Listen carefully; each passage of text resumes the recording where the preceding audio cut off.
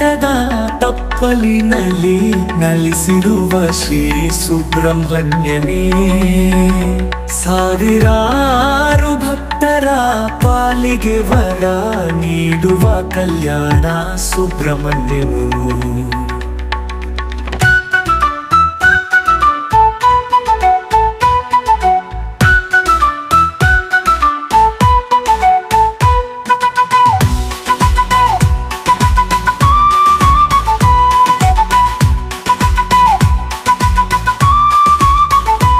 ಬಂದ ನೋಡು ನಮ್ಮ ಮುಳಬಾಗಿಲು ಸುಬ್ರಹ್ಮಣ್ಯ ಅಂಜನಾದ್ರಿ ಬೆಟ್ಟದಲ್ಲಿ ಆಡುತ್ತಿರುವನು ನಮ್ಮ ಸುಬ್ರಹ್ಮಣ್ಯ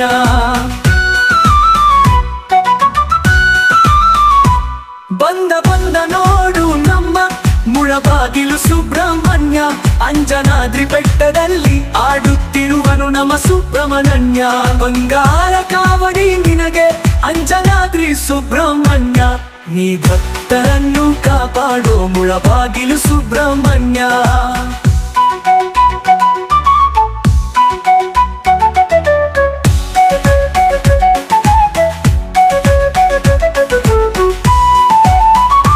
ಅಂಜನಾದ್ರಿ ಬೆಟ್ಟದ ತಪ್ಪಲಿನಲ್ಲಿ ನಲಿಸಿರುವ ಶ್ರೀ ಸುಬ್ರಹ್ಮಣ್ಯನೇ ಸಾವಿರಾರು ಭಕ್ತರ ಪಾಲಿಗೆ ವರ ನೀಡುವ ಕಲ್ಯಾಣ ಸುಬ್ರಹ್ಮಣ್ಯನು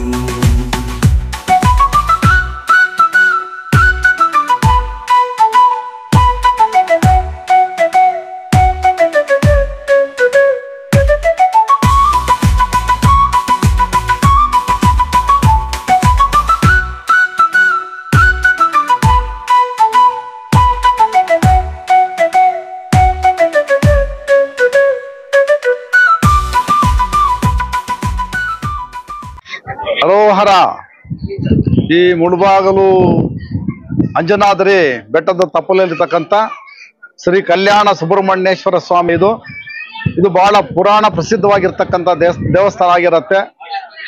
ಇಲ್ಲಿರ್ತಕ್ಕಂಥ ಕಲ್ಯಾಣ ಸುಬ್ರಹ್ಮಣ್ಯೇಶ್ವರ ಸ್ವಾಮಿಯು ಬಹಳಷ್ಟು ಶಕ್ತಿಯುತವಾಗಿರ್ತಕ್ಕಂಥ ದೇವರಾಗಿರುತ್ತಾರೆ. ಇಲ್ಲಿ ಅನೇಕ ಭಕ್ತಾದಿಗಳು ಇಡೀ ನಮ್ಮ ತಾಲೂಕಿನಾದ್ಯಂತ ಎಲ್ಲ ಹಳ್ಳಿಗಳಿಂದಲೂ ಜೊತೆಗೆ ಎಲ್ಲ ಜಿಲ್ಲೆಯಾದ್ಯಂತಲೂ ಅಲ್ಲದೆ ಆಂಧ್ರದ ಗಡಿಯಲ್ಲಿರ್ತಕ್ಕಂಥ ಈ ದೇವಸ್ಥಾನಕ್ಕೆ ಆಂಧ್ರದಿಂದ ತಮಿಳುನಾಡಿನಿಂದಲೂ ಕೂಡ ಅನೇಕ ಭಕ್ತಾದಿಗಳು ಇಲ್ಲಿಗೆ ಬರುತ್ತಾರೆ. ಇಲ್ಲಿನ ಒಂದು ಅರ್ಚಕರು ಅತ್ಯಂತ ಅಚ್ಚುಕಟ್ಟಾಗಿ ಪೂಜಾ ಕಾರ್ಯಕ್ರಮಗಳನ್ನ ನೆರವೇರಿಸಿಕೊಡುವುದರಿಂದ ಭಕ್ತಾದಿಗಳಲ್ಲಿ ಈ ದೇವಸ್ಥಾನದ ಬಗ್ಗೆ ಬಹಳಷ್ಟು ನಂಬಿಕೆ ಉಂಟಾಗಿದೆ. ಜೊತೆಗೆ ಭಕ್ತಾದಿಗಳು ಈ ಸುಬ್ರಹ್ಮಣ್ಯೇಶ್ವರ ಸ್ವಾಮಿಯ ಕಲ್ಯಾಣ ಸುಬ್ರಹ್ಮಣ್ಯೇಶ್ವರ ಸ್ವಾಮಿಯವರು ನಮ್ಮ ತಾಲ್ಲೂಕಿನ ಅನೇಕ ಕುಟುಂಬಗಳ ದೇವರಾಗಿರೋದ್ರಿಂದ ಮನೆ ದೇವರಾಗಿರೋದ್ರಿಂದ ವರ್ಷದಲ್ಲಿ ಅನೇಕ ಸಾರಿ ಈ ದೇವಸ್ಥಾನಕ್ಕೆ ಭೇಟಿಯನ್ನು ಕೂಡ ಕೊಡುತ್ತಾರೆ. ಜೊತೆಗೆ ಈ ದೇವಸ್ಥಾನದ ವಿಶೇಷತೆ ಅಂತಂದ್ರೆ ಇಡೀ ನನಗೆ ತಿಳಿದ ಮಟ್ಟಿಗೆ ಪ್ರತಿನಿತ್ಯ ಅಭಿಷೇಕ ಮಾಡಿ ಅಲಂಕಾರ ಮಾಡತಕ್ಕಂತ ದೇವಸ್ಥಾನ ನಮ್ಮ ತಾಲೂಕಿನಲ್ಲಿ ಏಕೈಕ ದೇವಸ್ಥಾನ ಇದಾಗಿರುತ್ತೆ. ಹಾಗಾಗಿ ಅನೇಕ ಭಕ್ತಾದಿಗಳು ಅನೇಕ ಹರಕೆಗಳನ್ನ ಅಂದ್ರೆ ಸಂತಾನ ಆಗದೆ ಇರತಕ್ಕಂಥದ್ದು, ಮದುವೆಗಳಾಗದೆ ಇರತಕ್ಕಂಥದ್ದು, ಜೊತೆಗೆ ಯಾವುದೇ ರೀತಿಯ ಮನೋ ಕಾಯಿಲೆಗಳ ಒಳಗಾಗಿರ್ತಕ್ಕಂಥ ಅನೇಕ ಜನ ಈ ಸುಬ್ರಹ್ಮಣ್ಯ ಸ್ವಾಮಿಯ ಮೇಲೆ ನಂಬಿಕೆಯನ್ನಿಟ್ಟು ಇಲ್ಲಿ ಬಂದು ತಮ್ಮ ಹರಕೆಗಳನ್ನ ಹೊತ್ಕೊಂಡು ಇಲ್ಲಿ ಅಭಿಷೇಕ ಮಾಡ್ತೀವಿ, ಪೂಜೆಯಲ್ಲಿ ಭಾಗವಹಿಸ್ತೀವಿ ಅಂತಿರ್ತಕ್ಕಂಥ ಒಂದು ಹರಕೆಗಳನ್ನ ಹೊತ್ಕೊಂಡು 5 ವಾರ 9 ವಾರ 11 ವಾರ ಈ ರೀತಿ ಅವರವರ ನಂಬಿಕೆಗೆ ಅನುಗುಣವಾಗಿ ಇಲ್ಲಿ ಹರಕೆಗಳನ್ನು ಹೊತ್ಕೊಂಡು ಬಂದು ಹೋಗಿ ಅನೇಕ ಜನ ತಮ್ಮ ಒಂದು ಕಾಯಿಲೆಗಳನ್ನ ವಾಸಿ ಮಾಡ್ಕೊಂಡಿರ್ತಾರೆ.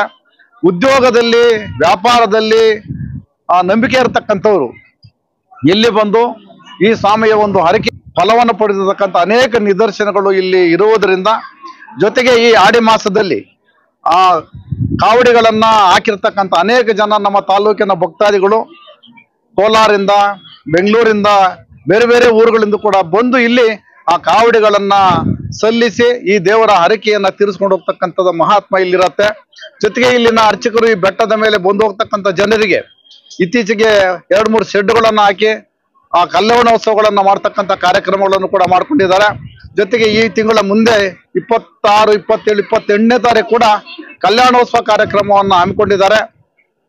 ಆವತ್ತಿನ ದಿನದಲ್ಲಿ ಇನ್ನು ಹೆಚ್ಚಿನ ಒಂದು ವಿಶೇಷವಾದಂಥ ಪೂಜಾ ಕಾರ್ಯಕ್ರಮ ನಡೆಯುತ್ತೆ ಅಂತಕ್ಕಂಥ ಒಂದು ವಿಷಯವನ್ನ ತಿಳಿಸ್ಕೊಟ್ಟಿರ್ತಾರೆ. ಹಾಗಾಗಿ ಭಕ್ತಾದಿಗಳು ಹೆಚ್ಚು ಜನ ಭಾಗವಹಿಸಿ ಆ ಕಾರ್ಯಕ್ರಮದಲ್ಲಿ ಭಾಗವಹಿಸಿ ಭಗವಂತನ ಒಂದು ಅನುಗ್ರಹಕ್ಕೆ ಪಾತ್ರರಾಗಬೇಕು ಎಂಬತಕ್ಕಂಥ ಮಾತನ್ನ ಹೇಳುತ್ತಾ ನಾನು ಈ ಮಾತನ್ನ ಮುಗಿಸುತ್ತಿದ್ದೇನೆ. ವೇಲ್ವೇಲ್ ಮುರುಘ ಅರೋಹರ. ಇವತ್ತು ಪ್ರಸಿದ್ಧವಾದ ನಮ್ಮ ಮುಳಬಾಗಿಲು ತಾಲೂಕಿನ ಸುಬ್ರಹ್ಮಣ್ಯ ಸ್ವಾಮಿ ದೇವಸ್ಥಾನ ಹತ್ರ ಅಮಾವಾಸ್ಯೆ ಕಳೆದ ಮೇಲೆ ಮೊಟ್ಟ ಮೊದಲನೇ ಬಾರಿಗೆ ಮೊಟ್ಟ ಮೊದಲನೇ ಪೂಜೆ ಇವತ್ತು ನಮ್ಮ ಬೆಟ್ಟದ ಮೇಲೆ ಸುಬ್ರಹ್ಮಣ್ಯ ಸ್ವಾಮಿ ದೇವಸ್ಥಾನ ಹತ್ರ ಕಾವಡಿಗಳಿತ್ತಕ್ಕೆ ಬರ್ತಾವ್ರೆ ಜನಸಾಗರ. ಅದರಲ್ಲಿ ನಮ್ಮ ಮಗನು 2 ಸಾರಿ ನಲ್ಲಿಪಟ್ಲ ಕೊಂಡ ಮೇಲೆ ಸುಬ್ರಹ್ಮಣ್ಯ ಸ್ವಾಮಿ ದೇವಸ್ಥಾನ ಹತ್ರ ನಾವು ಅರ್ಕೆ ಮಾಡಿದ್ರಿ. ಹಾಗೇನೆ 3ನೇ ಸಾರಿ ಇವತ್ತಿನ ದಿನ ನಮ್ಮ ಸುಬ್ರಹ್ಮಣ್ಯ ಸ್ವಾಮಿ ದೇವಸ್ಥಾನ ಹತ್ರ ನಮ್ಮ ಸ್ವಾಮಿಗಳವರು ತುಂಬಾ ಚೆನ್ನಾಗಿ ಅಭಿಷೇಕವನ್ನು ಮಾಡಿಕೊಟ್ಟು ಕಾವಡಿಯನ್ನು ನೀಟಾಗಿ ಪೂಜಿಸಿ ಕಾವಡಿಯನ್ನು ಕರೆಕ್ಟಾಗಿ ಎಲ್ಲ ಇದು ಮಾಡ್ಕೊಂಡ್ಬಂದು ದೇವರ ಒಂದು ಕೃಪೆಯಿಂದ ಅವ್ರಿಗೆ ಅವರ ಕುಟುಂಬಕ್ಕೆ ಚೆನ್ನಾಗಾಗ್ಲಿ ಅಂತ ಹೇಳ್ಬಿಟ್ಟು ದೇವರು ಅವರಿಗೆ ಒಳ್ಳೆ ಬುದ್ಧಿ ಕೊಟ್ಟು ನಮ್ಮ ಈ ಸುಬ್ರಹ್ಮಣ್ಯ ಸ್ವಾಮಿ ದೇವಸ್ಥಾನ ಹತ್ರ ಮೊಟ್ಟ ಮೊದಲನೇ ಫಸ್ಟ್ ದಿನದಲ್ಲೇ ನಾವು ಕಾವಡಿಯನ್ನು ಎತ್ತಿದ್ದೀರಿ. ಈ ಕಾವಡಿ ಎತ್ತಿ ಆ ಸುಬ್ರಹ್ಮಣ್ಯ ಸ್ವಾಮಿ ಅವರಿಗೆ ಸಲ್ಲಿಸಿದ್ದೀರಿ. ಇಲ್ಲಿ ನಮ್ಮ ಮುಳಬಾಗಿಲು ತಾಲೂಕಿನ ಜನ ಅನೇಕ ಕಡೆಗಳಿಂದ ಆಂಧ್ರ, ತಮಿಳುನಾಡು, ಕರ್ನಾಟಕ, ಕೇರಳ ಎಲ್ಲ ಜನಸಾಗರವನ್ನು ಇಲ್ಲಿ ನಮ್ಮ ಮುಳಬಾಗಿಲು ತಾಲೂಕಿನ ಬೆಟ್ಟದ ಹತ್ರ ಬಂದು ಈ ಸುಬ್ರಹ್ಮಣ್ಯ ಸ್ವಾಮಿ ದೇವರನ್ನು ಕೃಪೆಯನ್ನು ಪಡೆದು ಆಶೀರ್ವಾದವನ್ನು ಪಡೆದು ಎಲ್ಲ ಜನರಿಗೂ ಒಳ್ಳೇದಾಗ್ಲಿ ಅಂತ ಹೇಳ್ಬಿಟ್ಟು ಅವ್ರ ದೇವರಲ್ಲಿ ಪ್ರಾರ್ಥನೆ ಮಾಡ್ತಾವ್ರೆ. ಹಾಗೇನೆ ಜನಸಾಗರ ಇವತ್ತು ಮೊಟ್ಟ ಮೊದಲನೇ ದಿನದಾಗಿ ಸ್ವಲ್ಪ ಹೆಚ್ಚಾಗಿದೆ. ಇನ್ನು ಈ ಕಾವಡಿನೆಲ್ಲ ತಿರುವವರೆಗೂ ಜನಸಾಗರ ಇದೇ ಇರ್ತದೆ. ಹೆಚ್ಚಿನ ಜನಸಂಖ್ಯೆಯಲ್ಲಿ ಬಂದು ನಮ್ಮ ಮುಳಬಾಗಿಲು ತಾಲೂಕಿನ ಈ ಸುಬ್ರಹ್ಮಣ್ಯ ಸ್ವಾಮಿ ದೇವಸ್ಥಾನವನ್ನು ಇಂಪ್ಲಿಮೆಂಟ್ ಮಾಡೋದಕ್ಕ ಜನಸಾಗರವು ಹೆಚ್ಚಾಗಿ ಬರ್ತಾ ಇದೆ. ಅದಕ್ಕೆ ಭಕ್ತಾದಿಗಳಿಗೂ ಎಲ್ರಿಗೂ ಹೊಂದಿಸಿ ದಯವಿಟ್ಟು ಕ್ಲೀನ್ ಆಗಿ ಇಟ್ಕೋಬೇಕು. ಕ್ಲೀನ್ ಆಗಿ ಮೇಂಟೆನೆನ್ಸ್ ಮಾಡಿಕೊಂಡು ಬಂದ ಭಕ್ತಾದಿಗಳಲ್ಲಿ ಮನವಿ ಮಾಡೋದೇನೆಂದ್ರೆ ಬಂದವರು ಕ್ಲೀನ್ ಆಗಿ ಮೇಂಟೆನೆನ್ಸ್ ಮಾಡ್ಕೋಬೇಕು. ತಿಂದಿದ್ದನ್ನ ಒಂದು ಕಡೆ ಬಾಕ್ಸ್ಗಳಲ್ಲಿ ಬಾಕ್ಸ್ಗಳಲ್ಲಿ ಹಾಕ್ಬೇಕು. ನೀಟಾಗಿ ಇದು ಮಾಡ್ಬೇಕು. ನೀರಿನ ಸಾಗರ ಚೆನ್ನಾಗಿದೆ, ನೀರಿನ ಸೌಲಭ್ಯನೂ ಚೆನ್ನಾಗಿದೆ. ಅಲ್ಲಿ ಕೋನೇರ್ ಇದೆ, ಕೋನೇರದಲ್ಲಿ ಸ್ನಾನ ಮಾಡ್ಬೋದು. ಅಲ್ಲೇ ಕಾವಡಿ ಪೂಜಿಸಬಹುದು. ಅಲ್ಲೇ ಕಾವಡಿ ಪೂಜಿಸಿ ಅಲ್ಲೇ ಎತ್ಕೊಂಡು ಅಲ್ಲಿಂದ ಕೊಂಬುಗಳು ಹೊಡ್ಕೊಂಡು ವಾದ್ಯದ ಸಹ ಬಂದು ನಮ್ಮ ಸುಬ್ರಹ್ಮಣ್ಯ ಸ್ವಾಮಿ ದೇವಸ್ಥಾನದಲ್ಲಿ ಅರಕೆ ಮಾಡಿಕೊಂಡು ಎಲ್ಲ ಹೋಗ್ಬೋದು. ಪ್ರಸಾದ ತಿಂಡಿ ಭಕ್ತಾದಿಗಳು ಸುಮಾರು ಜನ. ನಾವು ಮೊದಲದಾಗಿ ನಾವು ಕಾವಡಿ ಎತ್ತಿದ್ದು ನಲ್ಲಿಪಟ್ಟ ಸುಬ್ರಹ್ಮಣ್ಯ ಸ್ವಾಮಿ ದೇವಸ್ಥಾನ ಹತ್ರ. 2ನೇ ಸಾರಿನೂ ಅಲ್ಲೇನು ಅಷ್ಟೊಂದು ಹೆಚ್ಚು ಗಂಭೀರವಾಗಿ ನಡೆದಿಲ್ಲ. ಆದ್ರೆ ಇಲ್ಲಿ ಹೆಚ್ಚಿನ ಮಾಹಿತಿಯಾಗಿ ಹೆಚ್ಚಿನ ಒಂದು ಬ್ರಾಹ್ಮಣರು ಒಳ್ಳೆ ರೀತಿಯಲ್ಲಿ ಎಲ್ಲ ರೀತಿಯಲ್ಲಿ ನೀಟಾಗಿ ಮಾಡಿಕೊಟ್ಟು ಎಲ್ರಿಗೂ ನೀಟಾಗಿ ಮಾಡ್ತಾವ್ರೆ. ಅದರಿಂದ ಇಲ್ಲಿ ಚೆನ್ನಾಗಿ ಮಾಡ್ತಾ ಇರೋದು ಒಂದು ಉದ್ದೇಶದಿಂದ ಇಲ್ಲಿ ಬಂದ ಮೇಲೆ ದೇವರ ದರ್ಶನವನ್ನು ಪಡೆದು ನಾವು ದೇವರ ಆಶೀರ್ವಾದವನ್ನು ಪಡೆದಿರ್ತೀರಿ.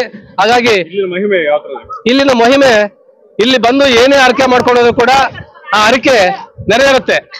ಇಲ್ಲಿ ಯಾವುದೇ ರೀತಿಯ ಅರಕೆ ಮಾಡ್ಕೊಂಡ್ರು ಕೂಡ ಈ ಮದುವೆ ಆಗದೆ ಇರ್ತಕ್ಕಂಥವ್ರು, ಮಕ್ಕಳಾಗದೆ ಇರ್ತಕ್ಕಂಥವ್ರು, ಯಾವುದೋ ಒಂದು ರೀತಿಯಲ್ಲಿ ಏನೋ ಕಷ್ಟಗಳಿರ್ತಕ್ಕಂಥವ್ರು ಕಷ್ಟಗಳನ್ನು ನೆರವೇರಿಸೋದಕ್ಕ ಸುಬ್ರಹ್ಮಣ್ಯ ಸ್ವಾಮಿ ಅವರು ಅನುಗ್ರಹ ಇದೆ, ಹೆಚ್ಚಿನ ರೀತಿಯಲ್ಲಿ ಇದೆ. ಅದರಿಂದ ಸುಬ್ರಹ್ಮಣ್ಯ ಸ್ವಾಮಿ ದೇವಸ್ಥಾನದಲ್ಲಿ ಬಂದು ಈ ಎಲ್ಲಾ ಭಕ್ತಾದಿಗಳು ಅವರಲ್ಲಿ ಅರಕೆ ಮಾಡ್ಕೊಳ್ಳೋದ್ರೆ ಎಲ್ಲಾ ರೀತಿಯಲ್ಲಿ ಒಳ್ಳೇದಾಗುತ್ತೆ ಅನ್ನೋದು ನಮ್ಮ ಉದ್ದೇಶ. ನಮಗೆ ನಂಬಿಕೆ ಇದೆ. ಸುಬ್ರಹ್ಮಣ್ಯ ಸ್ವಾಮಿ ದೇವಸ್ಥಾನದಲ್ಲಿ ಸ್ವಾಮಿಗಳರಂತೂ ಆದ್ರೆ ತುಂಬಾ ಚೆನ್ನಾಗಿ ಅಭಿಷೇಕ ಮಾಡಿಕೊಟ್ರು, ತುಂಬಾ ಚೆನ್ನಾಗಿ ಅರಕೆ ಮಾಡಿಕೊಟ್ರು, ತುಂಬಾ ಚೆನ್ನಾಗಿ ಭಜನೆ ಮಾಡಿಕೊಟ್ರು. ಹೊಂಬುಗಳು ಇದೆಲ್ಲ ಚೆನ್ನಾಗಿತ್ತು, ಸೂಪರ್ ಆಗಿತ್ತು. ಈಗ ಬೇರೆ ಊರಿಗೆ ಹೋದ್ರೆ ಖರ್ಚಾಗತ್ತೆ.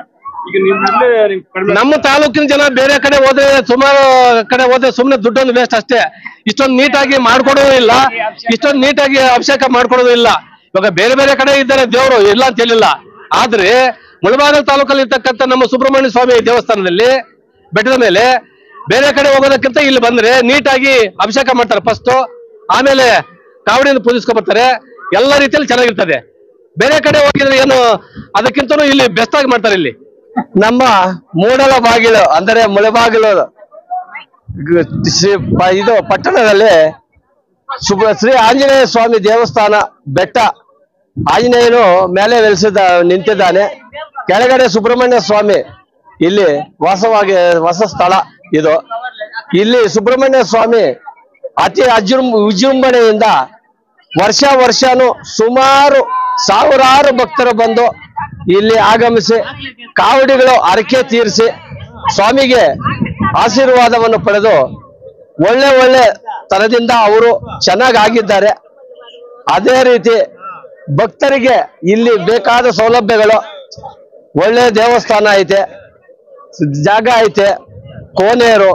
ಅದೇ ರೀತಿ ಸ್ವಾಮಿ ದರ್ಶನ ಚೆನ್ನಾಗಾಗೋದು, ಇಲ್ಲಿ ಅಭಿಷೇಕಗಳು ಮತ್ತು ಭಕ್ತರಿಗೆ ಊಟ ವಸತಿ ಎಲ್ಲ ಚೆನ್ನಾಗೈತೆ.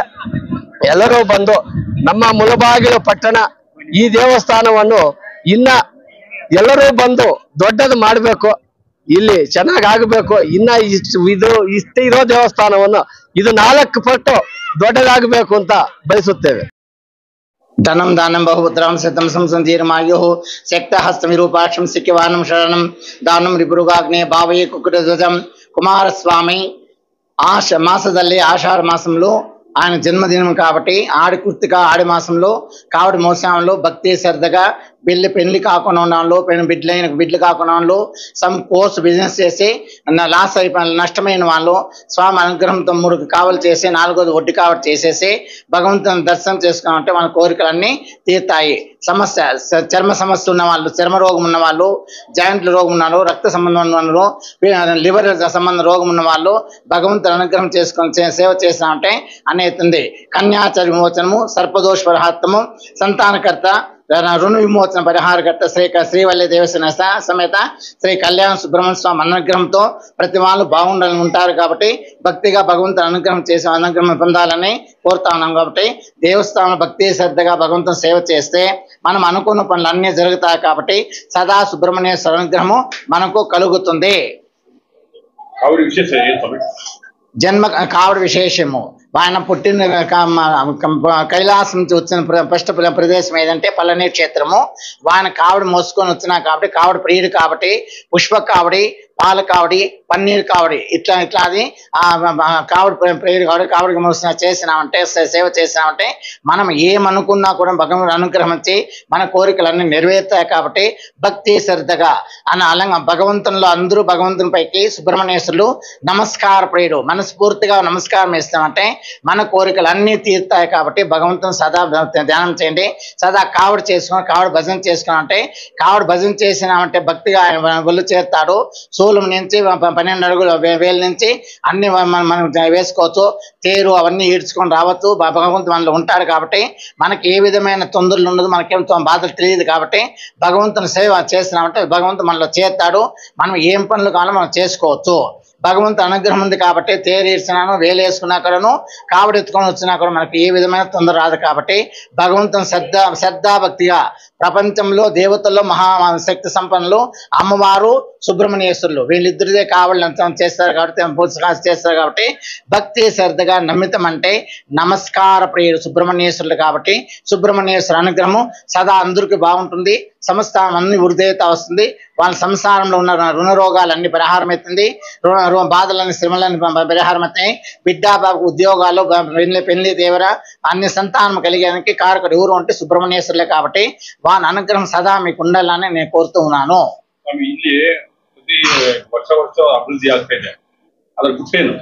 ಪ್ರಪಂಚದಲ್ಲಿ సుబ్రహ్మణ్యేశ్వర స్థానం మడుగు ఆచారం ఉన్నవాడు, శ్రద్ధా భక్తి ఉన్నవాడు. ఈయన దగ్గరికి నమ్మకంతో ఏ వృత్తి ఏం చేసినా కూడాను మనకు పరిపూర్ణమైన అనుగ్రహం ఏర్పడుతుంది. కాబట్టి మన కోరికలన్నీ నెరవేరుతా వస్తాయి. కాబట్టి భక్తి శ్రద్ధతో మేము చేసుకోవాలా. చాలా మడుగు ప్రియుడు, ఆచార ప్రియుడు, సంపన్న ప్రియుడు, ధనకారకుడు, భూమిలోని నిందించాపాలకు మూలకారకుడు. ఆయన సర్పాకారము సర్పదోషం ఉన్న వారికి వీళ్ళ అనుగ్రహం చేసుకున్నామంటే సర్పదోషం పరిహారం అవుతుంది. సత్సంతానం అన్ని విధానం జరుగుతుంది. ఆరోగ్యము సుఖశాంతులు అన్ని కలిగి చేస్తాడు. నమస్కార ప్రియుడిగా నమస్కారం పరిపూర్ణంగా నమస్కారం వేసుకోండి. ఏ దేవస్థానం సుబ్రహ్మణ్య స్వామి అనుగ్రహం మనకు ఉంది అంటే అందరూ కూడా మన సుఖ సంతోషాలతో శాశ్వతంగా అనుగ్రహంతో మనం ఆనందంగా ఉండవచ్చని నేను కోరుతా ఉన్నాను. స్థానము దేవస్థానం వృద్ధి అవుతా ఉందంటే జ్యోతిష్యం నుంచి దేవస్థానం వృద్ధి అవుతా ఉంది. ఒక వ్యాపారము లాస్ అయిపోయినాను, ఒక పెళ్లి కాకుండా ఉన్నాను, ఒక సంతానం కాకుండా ఉన్నాను, సంసారం సుఖశాంతం లేకుండా ఉన్నాను, ఆరోగ్యం అనారోగ్యంతో హాస్పిటల్ పాలైన వాళ్ళు వాళ్ళందరూ కూడా ఇక్కడికి వస్తున్నారు. వాళ్ళ జ్యోతిష్యం ఏం చెప్పినా ఆయన నాకు చెప్తాను, మీకు చెప్తాను కాబట్టి అందరూ పరిహారం అవుతా ఉంది. అందరికి ఏం చెప్తాను, నాకేమి ఇస్తారు, భగవంతునికి ఏంటి, భగవంతుని అనుగ్రహం పొందండి, నాకు మీరు నా సంతోషం నాకు కావాలని నేను చెప్తాను. కాబట్టి ప్రతి ఒక్కరు అందరూ ఆనందంతో సుఖ సంతోషంతో సమృద్ధిగా ఉంటూ ఉన్నారు. ఇది జ్యోతిష్యము, భక్తి దేవస్థానము, ఒక ఉండి లేదు, ఒక రూపాయి వసూలు చేసే లేదు. కాబట్టి భగవంతుని అనుగ్రహం అందరికి కావాలని నా కోరిక. కాబట్టి ఈ సంస్థానం అంతా కంప్లీట్ గా జ్యోతిష్యం నుంచి అప్పులు చేసి దేవస్థానం నడిపిస్తాను. కాబట్టి భక్తి శ్రద్ధగా ఇక్కడికి రావాలా. అహంతో ఎవరు భగవంతుని దగ్గరికి వస్తామంట తొందరలు వాళ్ళు తొందర తెచ్చుకోవాల్సి వస్తుంది. కాబట్టి భక్తి శ్రద్ధగా వస్తాను. కాబట్టి అందరూ దేవస్థానం వృద్ధి అవుతా ఉంది. వాళ్ళు సుఖ సమృద్ధి ఆనందంగా ఉన్నారు. కాబట్టి ప్రపంచం అందరూ సుఖ సంతానం ఉండాలా, ప్రతి ఇంట్లో ఒక దీపం వెలగాల, ఒక ఒక మనసులో మనం నిలుచుకొని ఉండాలా అని చెప్పి నా కోరిక. కాబట్టి నేను జ్యోతిష్యం చేసుకొని ఆయన నేను ప్రార్థన చేస్తాను, ఆయన నాకు అనుగ్రహిస్తాను, మీ అందరి సమస్యలు నేను పరిష్కారం చేస్తా ఉన్నాను. కాబట్టి దేవస్థానం దినదిన ప్రవర్తనానికి వృద్ధి అవుతా ఉంది. తమిళనాడు, కర్ణాటక, మహారాష్ట్ర నుంచి, బాంబే నుంచి వస్తున్నారు, అవుట్ ఆఫ్ దేశాల నుంచి కూడా వస్తున్నారు. కాబట్టి అందరూ కూడా వాళ్ళకి కావాల్సిన దోషాల పరిహారం చేసేదానికి ఉంగరాలు ఉంటే చేసిస్తాను. కాబట్టి వాళ్ళందరూ వృద్ధైతానము, వ్యాపారానికి అంతా కావాల్సిన నిపుణులు చేస్తాను, అన్ని వృద్ధైతాను. కాబట్టి అవుట్ ఆఫ్ దేశాలకు కూడా మన భక్తులు ఉన్నారు. కాబట్టి ఇయర్లీ వన్స్ వచ్చి వాళ్ళంతా అభిషేకాలు చేసుకొని కళ్యాణోత్సవం చేసుకొని ఆనందంగా వెళ్తూ ఉన్నారు. కాబట్టి దేవస్థానం దినదిన ప్రవర్తనం అవుతా ఉంది. అందరూ మనసులో స్వామి ఉన్నాడు, భగవంతుడు ఉన్నారు. కాబట్టి అందరు జనాభా దండిగా చేరేదానికి, ఆనందంగా ఉండేదానికి, క్షేత్రం వృద్ధి అయ్యేదానికి కారణాలు ఈ రెండు మాత్రమే పెట్టుకోండి. ఎవరి మీద ఆధారపడలేదు, నమస్కారం లేదు, పులహారం లేదు, సహాయం చేయండి అనేది ఈ దేవస్థానం జరగదు. కాబట్టి క్రమశిక్షణతో ప్రతి వాడు భక్తులు అందరూ సమదృష్టిలో అందరూ దేవుని సేవ చేసుకోవద్దాను. కాబట్టి దినదిన ప్రవర్తమానంతో అందరూ వృద్ధి అవుతున్నారు, దేవస్థానం వృద్ధి అవుతాను, వాళ్ళు బాగుపడతాను. కాబట్టి సర్వే జన సుఖనాభవంత మంత్రంతో అందరూ నేను మంచి కోరుతాను. కాబట్టి ప్రతి వాళ్ళు మంచిగా ఉన్నారు, ఆనందంగా వృద్ధి అవుతా ఉన్నారు. ఆడి మాస తల్లి విశేషము 27 అశ్విని కావడి, 28 భరణి కావడి, 29 ఆడి కుర్తి మహోత్సవంలో దేవస్థానం ఇంకా చాలా విశేషంగా ఉంటుంది. కాబట్టి ఆ అలంకారం ఇంకా విశేషంగా ఉంటుంది. కాబట్టి అందరూ భక్తులు దూరాభరణంతో అంతా వస్తారు, సేవ చేసుకొని పోతున్నారు. ఈ రోజు సేవకు వాయిద్యాలతో అభిషేకం చేసిన వాళ్ళు మహనీయులు అరుణాక్షి, రాజేశ్వరం వాళ్ళ బిడ్డలతో వాళ్ళ సంవత్సరం చేస్తాను. కాబట్టి పంబు వాయిద్యాలతో ఈ రోజు అభిషేకం జరుగుతుంది. ఈ సేవాకర్తలు మహనీయులంతను వాళ్ళు అరుణాక్షి వాని కొడుకు రాజేశ్వరం బిడ్డలు వాళ్ళ బిడ్డలు అందరూ చేస్తాను. కాబట్టి ప్రతి సంవత్సరము ఈ విషయానికి విశేషంగా ఈ ఆడి మాసం పుట్టింది. కాబట్టి ఈ విశేషంగా పంబు వాయిద్యాలు నడిపించేవాడు మహనీయుడు శ్రమ నరసింహయ్య వాని ఫోటో తీసుకోప. అరుణాలి ఇది ఎక్కడుంది? అరుణ ఇక్కడ రాజేష్ ఇదే మనము ఇదే రాజేష్ ఇదే నీ పెన్లం ఇదే